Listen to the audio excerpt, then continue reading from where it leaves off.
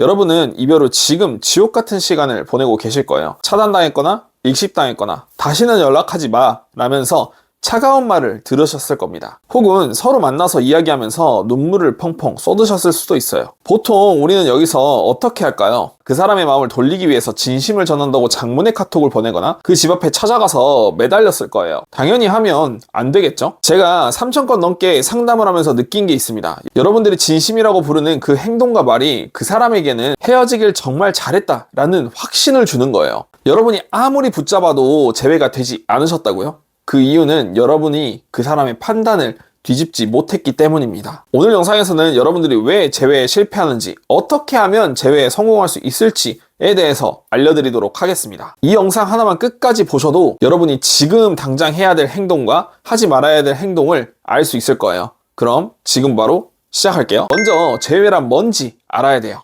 재회란 상대방에게 나의 미래 가치를 다시 판단하게 하는 과정이에요. 자, 쉽게 생각해 볼게요. 여러분들이 결혼을 한다고 가정을 해보도록 하겠습니다. 첫 번째, 같이 있으면 내 인생이 더 밝아지고 에너지가 생길 것 같은 사람. 두 번째, 같이 있으면 내 에너지가 깎이고 매일 감정 소모만 할 것 같은 사람. 누구와 결혼하시겠어요? 당연히 1번이겠죠? 연애 재회도 똑같습니다. 이 사람과 연애했을 때 다시 행복해질 수 있을까? 라는 판단이 들어야 되는 거예요. 알기 쉽게 예를 들어 드릴게요. 여러분이 주식이라고 한번 생각해 볼게요. 상대방이 당신에게 이별을 고했다는 건 당신이라는 주식이 지금 쓸모없다라는 판단을 내렸기 때문입니다. 당신을 좋아하는 마음이 없어서 그런 게 아니에요. 당신을 좋아하는 마음보다 당신과 함께 겪어야 되는 상처와 스트레스가 더 크다라고 판단을 내린 겁니다. 그런데 여기서 우리는 꼭 최악의 실수를 하죠. 상대방의 마음을 돌리기 위해서 감정에 호소합니다. 잘할게, 고칠게, 너 없으면 안 돼. 우리 좋았던 추억이 있었잖아. 최근에 제 내담자분의 남자친구분께서 정말 명언을 하나 남겨주셨어요. 너 지금 이 약속하는 거, 지금 이 상황만 넘기려고 하는 거잖아. 정확합니다. 여러분의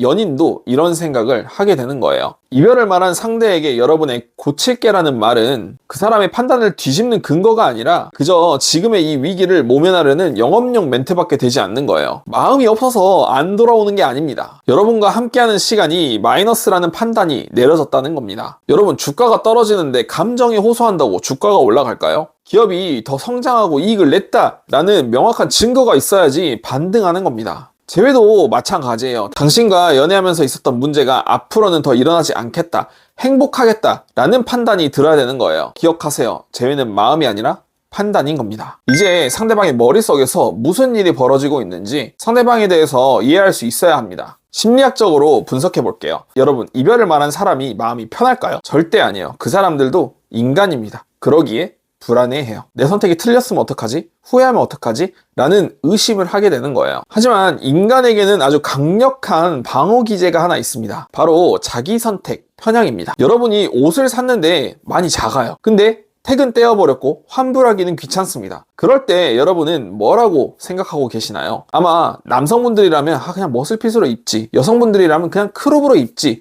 라고 스스로의 선택을 합리화하고 있을 거예요. 이별도 마찬가지입니다. 처음에는 흔들릴지 몰라도 여러분이 매달리고 울고 찾아갈수록 상대방은 확신하는 거예요. 내가 이래서 헤어졌지. 역시 이별하길 잘했다. 저렇게 감정 조절 못하고 나를 힘들게 하는 사람인데 진짜 이별하길 잘했다. 얘랑 연애했으면 정말 힘들었을 거야. 라는 생각을 갖게 되는 겁니다. 결국 여러분의 연락과 매달림이 상대방의 이별 합리화에 아주 훌륭한 정당한 이유를 부여하고 있는 거예요. 아니, 상대방의 결정에 의심을 들게 만들어야지 우리가 그걸 응원하고 있으면 어떡해요. 상대방의 판단을 뒤집으려면 그 사람이 나에 대한 궁금증을 갖게 만드세요. 진짜 변했을까? 라는 궁금증을요. 그러기 위해서 그 사람한테 예상치 못한 변수를 던져야 되는 거예요. 그게 바로 자기 객관화를 통한 침묵과 전략적인 접근입니다. 많은 분들이 이런 질문을 하세요. 그래도 걔가 저 보고 싶다고 찾아와서 울고 헤어지자고 했어요. 이거 저한테 마음 있는 거 아닌가요? 네, 마음은 있을 수 있습니다. 하지만 우리가 봐야 되는 건 그 사람이 나한테 마음이 있음에도 왜 재회를 선택하지 않느냐라는 겁니다. 반복되는 다툼, 지침, 권태기, 이 본질적인 문제가 해결되지 않았는데 다시 만난다는 건 불난 집에 다시 내가 내 발로 들어간다라는 것밖에 안 돼요. 그래서 대부분 재회에 대해서 이런 얘기를 하는 겁니다. 야, 똑같이 헤어진다. 아마 이런 이야기를 하시는 분들은 매달려서 혹은 연락해서 재회한 경우일 거예요. 아니면 높은 확률로 모쏠이거나요. 제외를 하려면 여러분이 먼저 자기 객관화가 돼야 합니다. 최근 제가 코칭했던 내남자의 사례를 하나 말씀드릴게요. 1시간 코칭하기 전에 남자친구가 너무 공감을 못한다면서 불만을 토로하는 내남자가 있었습니다. 1시간의 코칭을 통해 상대방은 어떤 심리로 이런 대화를 나눴고 왜 이별하자고 했는지 본질적인 문제에 대해서 알려드렸어요. 그 1시간의 코칭이 끝나고 본인의 감정 표현이 문제가 있었다라는 걸 깨달으셨어요. 상대방에게 너무 일방적으로 감정 해소만 하고 있었던 거죠. 이걸 깨닫고 나니까 내담자분의 태도가 변하셨습니다. 불만만 가득했던 모습이 아니라 진심으로 그 사람에게 잘못했다는 점과 고마움을 느끼고 계셨어요. 그리고 저희는 이런 깨달음과 그 사람이 원하는 니즈에 대한 메시지를 작성해서 보냈습니다. 이 문자의 역할은 딱 하나입니다. 궁금증을 만드는 거예요. 이 사람이 정말 변했을까? 라는 궁금증을요. 이 메시지를 받은 상대방께서 저희와 만남을 요구하셨고 직접 만나서 저와 코칭한 내용을 바탕으로 1시간 동안의 대화를 나누셨어요. 결국 그 남자 입에서 이런 이야기가 나왔습니다. 너 되게 성숙하다. 상대방이 앞으로 연애가 불가능하다고 생각했던 그 판단이 뒤집어진 거예요. 이 사람이면 다시 시작해도 되겠다라는 판단을 내리게 된 겁니다. 그렇게 제외하셨어요. 그럼 이 문자 어떻게 만들어야 되냐고요?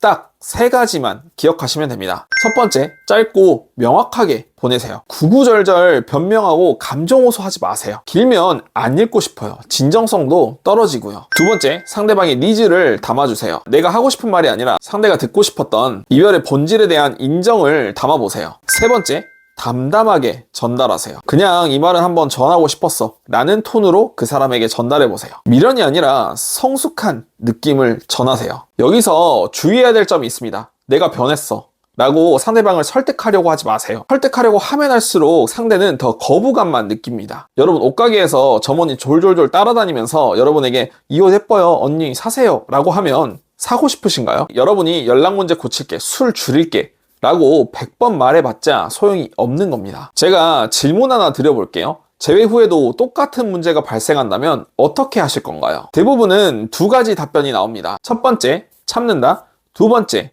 대화로 푼다. 참는다를 선택하셨다면 그럼 이게 진짜 좋은 관계일까요? 아무런 문제가 없을까요? 참는 건 해결책이 아닙니다. 지금의 분노와 서운함을 나중으로 미루게 되는 거죠. 결국엔 폭발하게 되어 있어요. 대화로 푼다? 어떤 대화로 풀어나가실 건가요? 이 질문에 막힘없이 대답할 수 없다면 여러분은 아직 연락할 준비가 안 되었다는 거예요. 참는 건 해결책이 아니에요. 대안 없는 약속은 거짓말입니다. 구체적인 대화법, 감정조절 방법, 상대의 심리를 공감할 수 있는 능력, 이런 무기들이 장착되었을 때 연락하세요. 그때가 바로 재회 연락 타이밍입니다. 설득하지 말고 변했다는 걸 증명하세요. 자, 이제 선택의 시간입니다. 지금 당장 불안해서 연락하고 영영 남남으로 사실 건가요? 아니면 상대방이 당신과 함께하고 싶다고 판단하게 만드실 건가요? 재회는 도박이 아닙니다. 무작정 감정을 호소하고 연락하고 찾아간다고 해서 해결되는 게 아니에요. 이별의 본질적인 이유를 파악하고 상대방은 어떤 니즈를 갖고 있는지 알아야 합니다. 우리의 관계 개선을 위해선 어떤 대화를 나눠야 되고 어떻게 감정 표현을 해야 되는지